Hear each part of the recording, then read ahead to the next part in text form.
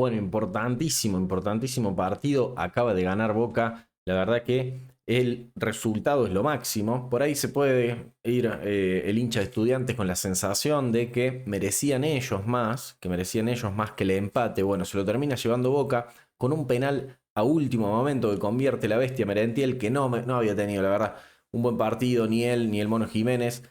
El que se llevó todas las luces fue el Chango Ceballos, indiscutida figura del partido, que por ahí en el primer tiempo tiene esta desgracia de fallar el penal, porque sí, lo falla él, pega en el palo, no lo ataja Muslera, y se lo vio aquejado el Chango, se lo vio con una cara de que tenía mucha bronca, porque era en el último minuto del primer tiempo, en un primer tiempo que había sido trabadísimo, que no había tenido un claro ganador, por ahí Estudiantes en el primer tiempo tuvo más la pelota, Boca tuvo las ocasiones, porque la verdad que como mínimo triplicó las ocasiones de Estudiantes, que creo que solo tuvo una con Cetre, y que en todo ese primer tiempo no había tenido Cetre su desplazamiento o el desarrollo que tuvo en el segundo tiempo. Al contrario, estuvo bastante controlado por Barinaga. Tampoco es que Boca con esas 4 ocasiones se lo llevó puesto a Estudiantes, pero creo que sí, el primer tiempo merecía Boca ir uno arriba, al menos por ser más directo, por tener más ocasiones de gol. Muchas de ellas de los pies del Changuito, que además había probado antes con un tiro libre que sorprendió a todos. No hacía Muslera, que me parece que un poco lo esperaba y se la termina sacando hacia la izquierda. En el penal, y si entraba era otro partido, pero se notaba que el Chango iba a tener revancha y se notaba porque ya desde el minuto uno que Chango Ceballos estaba picante. Y así fue como en el minuto uno del segundo tiempo también tuvo su primera ocasión y la manda a guardar de un zurdazo, que ojo con el Chango con la zurda, empieza a tener más recursos el Chango Ceballos para definir los partidos y le metió un bombazo inatajable.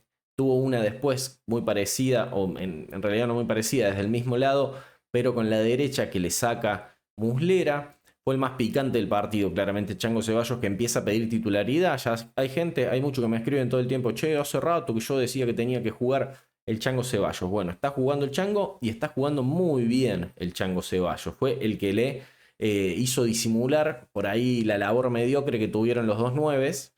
Aunque en el segundo tiempo, cuando se va reemplazado Jiménez por Ander Herrera, se notó que faltaba ahí un pilar en ataque. ¿Sirvió esto? ¿Esto influyó en el resultado? No, al contrario, Boca sin ese pilar de ataque y casi que sufriendo bastante o gran parte del segundo tiempo, porque Estudiantes realmente, en el segundo tiempo, del gol del empate, que llega con una picadita de CD3 perfecta, para mí, vamos a hablar obviamente del penal que comete Marchesín, para mí es penal, para mí sale mal Marchesín, pero yo no voy a caer, y ya lo dije, en la de no te salva nunca, no te salva nunca, porque la última jugada de partido la ataja Marchesín y si no te salvara nunca, esa entraría. Entonces, todos los arqueros cometen errores, todos tienen sus deficiencias y tienen sus virtudes. De hecho, tuvo dos buenas tapadas también Marchesín. Yo no vengo acá a abogar por él, no soy el abogado del arquero de Boca. Si no me voy a subir en la de, hoy Marchesín no te salva una. Yo en esa no me meto. Sí les voy a decir de que para mí falla en la salida esta con Medina, que no entra tan incisivamente, que no entra con una violencia inusitada, sino que entra como pidiendo permiso y un poco le dan permiso a los que estaban de ese lado. Un poco hay un error ahí, principalmente desde donde yo lo veo, de Dilolo, que es el que pierde, es el que no genera oposición a Medina y es el que lo termina poniendo o dejando ponerse frente al arquero. El arquero también sale tarde, pero vamos a decirlo todo. Por fuera de esa, Estudiantes siguió teniendo y a partir de ahí tuvo el control del partido. Rey Hilfer, después del empate de Estudiantes, también tuvo unos momentos de, bueno, finjo demencia y no cobró nada. Pero en lo general, el árbitro del partido arbitró bastante bien. Arbitró bastante bien. De hecho, cobró hasta lo incobrable, hasta lo que no tenía que cobrar. Y en algunos momentos cobró cosas que no pasaron, como una amarilla a los primeros minutos de partido a Milton Jiménez por un manotazo que nunca nos mostró la transmisión. En rangos generales podría haber sido un partido de empate y Boca se lleva ahí un premio extra, un premio inmerecido quizás, si alguno quiere decirlo. Yo no, pero si alguno quiere decirlo lo puede decir. Y 3 puntos valiosísimos, porque en el último minuto ganar con un penal que lo fabrica Ander Herrera, que es pillo el español, que no sé si era penal o si era falta afuera, pero de alguna forma había falta en alguno de esos dos lugares. El español que entró por lo menos para generar esa jugada, y entre él y Merentiel, que es el que le pasa la pelota, hicieron que el defensor de Estudiantes dijera, bueno, acá lo tengo que atropellar, lo atropella y está bien cobrado el penal. Por ahí, en el primer penal que nos cobran, el que marra el Changuito Ceballos, a mí me parece que lo que podría, o lo que sí era una falta fuera del área, y es como que cuando termina de caer o cuando termina de entrar al área Ceballos, me parece que se agarran entre los dos. Entonces ese primer penal por ahí podrían no haberlo cobrado y haber retrocedido la jugada del árbitro y decir, bueno, falta acá al borde del área. Da igual porque el Chango lo erró, pero fue un partido disputado. Era de esos partidos que vos decís, hay que aprovechar las chances porque puede ser un empate clavadísimo. Y tuvimos dentro de todo muchísimas emociones en el segundo tiempo, más todavía. Cuando se hace el cambio Barinaga a Advíncula, que vamos a aclarar que Barinaga dicen que se puso hielo en el banco de suplentes, o sea que probablemente esté cargado, probablemente lo estén cuidando para el Superclásico. Recordemos que tanto Barinaga como Blanco son jugadores que juegan todos los partidos, vienen cargando muchísimo y recién creo que hace 2 o 3 partidos empezaron a cuidar cargas ahí, a hacer ingresar a sus suplentes. En el caso de Barinaga, bueno, estuvo jugando, ya jugó la otra vez también a Advíncula, esta vez entró a Advíncula, horrible, entró a Advíncula. Se lo nota, a ver, Advíncula ya tenía algo antes de perder la titularidad, era que cada vez que él recibía la pelota en mitad de cancha, daba un pasecito para atrás, ponía el cuerpo, le ponía el culito a la pelota y daba un pase para atrás intrascendente. Y me parece que eso ya no se puede en este Boca, que desde la llegada de Miguelo y ahora en la continuidad de Úbeda con esto, este equipo que a mí me gusta llamarle el legado de Miguel, no está permitido ese pase intrascendente constantemente. Hay que buscar moverse y tocar para generar algo.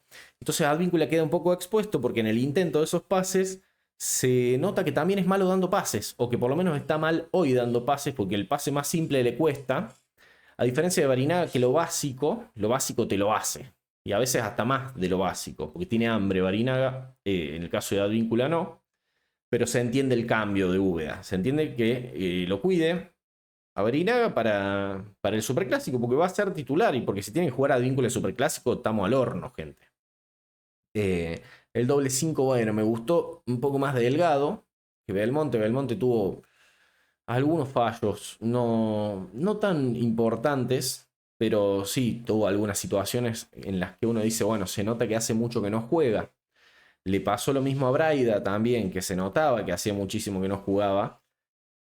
Pero es entendible, gente. No solo hace mucho que no juegan, sino que en algún momento esos que hace mucho que no juegan tienen que volver a jugar. ¿Y qué esperan ustedes? ¿Que lo pongan a Braida o que lo ponga Advíncula contra River o que lo pongan en estos partidos? Para mí es en este partido. Pero no, me van a decir ustedes, pero si este partido era importante para ganar porque no podemos perder, etcétera, etcétera. Bueno, se las tomo, pero entonces no digamos todo el tiempo de que este Boca a los partidos importantes te los pierden. Es más, le ponen el plantel generalmente, dicen, este plantel de Boca no sirve para nada. En todas las que tienen que demostrar, en todos los partidos importantes pierden. Bueno, este era un partido importante, vaya si lo es, porque valen oro los 3 puntos. Eran 3 finales y íbamos a empatar, íbamos a dejar 2 puntos de visitante, pero en un contexto en el que Boca no puede perder puntos. Boca tiene que ganar, le tiene que ganar a Barraca, le tiene que ganar a Estudiantes, le tiene que ganar a River, porque se tiene que asegurar el pase o la clasificación a la Copa Libertadores. Entonces este es un partido importante, anótenlo en la listita de los partidos importantes que este plantel o este cuerpo técnico sí ganó. Un poquito de memoria, un poquito de claridad y coherencia, porque si no, frases armadas sueltas y Marchesi no te salva una, frase armada número 1, este plantel en los partidos importantes te falla, frase número 2, y no es la realidad del fútbol que queremos ver o que vemos los hinchas de Boca. Es un rejunte de, la verdad, de frases armadas eso. Pero bueno, en cuestión, volviendo al partido, que no me quiero ir muy lejos, sí se notó mucho cuando ingresó Advíncula porque nos empezamos a sentir mucho más inseguros atrás, encima que Boca estaba bastante replegado, y también se sintió, como les decía antes, la ausencia de el Mono Jiménez. Merentiel no gravitó en todo el partido.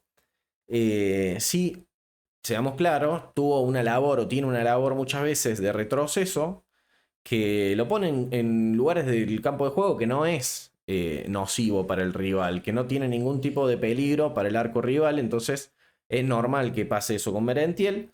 Y así todo, creo que el cambio de viento final, como para salir de esa ráfaga, de ese empuje del pincha, fue cuando lo expulsan a Thiago Neves, que va con una plancha que la tuvieron que revisar, pero era bastante obvia. El español Ander Herrera, que es el que la recibe, se queda sobándose como 2 horas. Así que va, la revisa y es una expulsión que era obvio que iba a cobrar Regilfer, no se podía hacer el pelotudo. Hasta ese momento venía jugando bien Estudiantes, que empezó bien, la verdad que zafamos, hubo un travesaño también al principio del primer tiempo. A ver, hubo jugadas en las que ellos fueron peligrosos y creo que en el segundo tiempo nos terminan dando vuelta por ahí la cantidad de ocasiones de gol y además siguiendo ellos teniendo el ranking 1 de la posesión del partido. Cuando Neves comete este error, comete esta boludez en la mitad de la cancha innecesaria, llega tardísimo, se pierden creo que por lo menos 5 minutos, ya se habían perdido 2 o 3 más, bueno, dieron un agregado porque ya era tiempo cumplido, pero daba la sensación que Boca ya lo tenía por lo menos como para empujarlo, como para darle esos últimos minutos a la pelea de los 3 puntos. Y se termina consiguiendo. Y creo que por eso es que los jugadores de Boca lo disfrutan tanto, lo festejan tanto, porque realmente son valiosos estos 3 puntos. Entonces el que salga a decir, ay, no le ganan a nadie, un estudiante que está último, siempre dice las mismas cosas. Cuando viene Boca y les gana, no sirve. Bueno, a mí me encantó ganarle. A mí me encantó que Medina no pudiera ganar hoy. Porque encima en la transmisión el Chele Sotile era increíble lo que chupaba las bolas de Medina y de Cetre. A Cetre después de picar el penal, estaba, ¡ay no! Pero mira lo que es esto. Pero estuvo 10 minutos babeándose con el gol de penal de Cetre. Y era un gol de penal, gente. Todo bien, dale. Ya te escuchamos, Chele Sotile. Cerré Lupite y seguí relatando el partido. Y en el caso de Medina también hizo 2 o 3 jugadas mínimas, que fue básicamente la jugada, bueno, encaró al área, que es la del penal y un par más, pero no nocivas, no que hayan sido muy peligrosas. Y los locos, no, muy bien, cómo levantó Medina, increíble Medina. Cerra el Upite Chele Sotile. Miren que el primer tiempo lo tuve que ver en TNT con Barsky, que es bastante desagradable escucharlo a Giralt y a Barsky, pero el segundo tiempo se me cortó esa transmisión, me tuve que cambiar a ESPN con el Chele Sotile y fue insufrible, gente. Bueno, terminó entrando, y este es el último detalle de la parte de Úbeda, que es que termina entrando Zenón al final. Un Zenón que podría haber entrado antes también, que quizás estaba bueno o era interesante que pudiese entrar antes, pero bueno, también pensando en el partido de River, cuidarlo al Chango, que está muy bien, lo puso a Zenón. Dirán algunos, es defensivo, eso puede ser. Bueno, salió bien, porque Boca en una contra terminó logrando que le cometieran falta en el área a Ander Herrera y termina ganando en el último minuto o en los últimos 2 minutos del partido con un rival dificilísimo, en una cancha dificilísima y con un contexto que se estaba poniendo difícil después del empate de ellos. Así que partidazo, gente. Con esto creo que he completado la descripción del partido. Si ustedes no están de acuerdo con algo, me lo ponen abajo y lo charlamos. Y les voy a invitar, obviamente, a que vayan a ver mi video que habla de el top 5 mejores acuerdos comerciales de la historia de Boca Juniors. Les dejo acá el link, vayan a verlo que está buenísimo. Nos vemos. Yo soy de la gloriosa barra de Boca Juniors, la que llena las canchas, la más grande del mundo. A pesar de los gases, los palos recibidos, siempre estaré a tu lado, Boca Juniors querido. Boca Juniors querido.